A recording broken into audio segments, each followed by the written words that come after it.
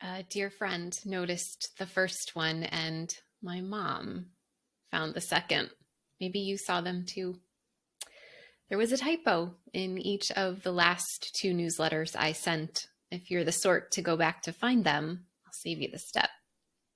I first left out a word and then twisted two letters in another, and neither changed what I meant to say, so weren't worthy of resending, though the thought did cross my mind.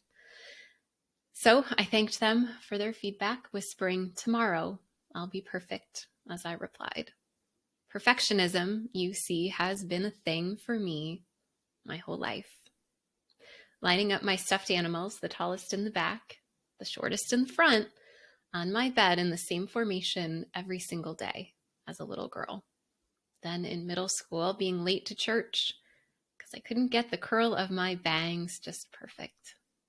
Later in junior high, I would miss the bus because the peg on my county seat jeans wouldn't lay flat.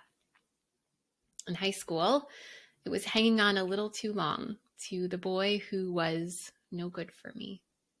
And then there was that failed art history exam in college, the one that prompted a change in major, and this, my insurance career. Later in my marriage, it was holding my unhappiness close so that no one would know my life wasn't perfect, that I wasn't perfect.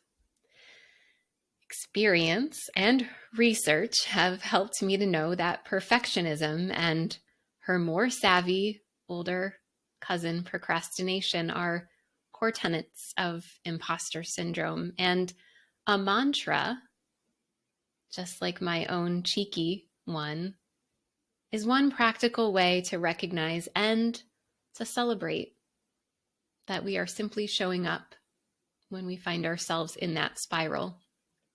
Tomorrow I'll be perfect as I release the breath and my stomach that I've been holding in. Tomorrow I'll be perfect as I hit send on this newsletter. Tomorrow I'll be perfect as you show up for your future clients in a new and maybe uncomfortable way. They don't, after all, expect perfection, just human, just you.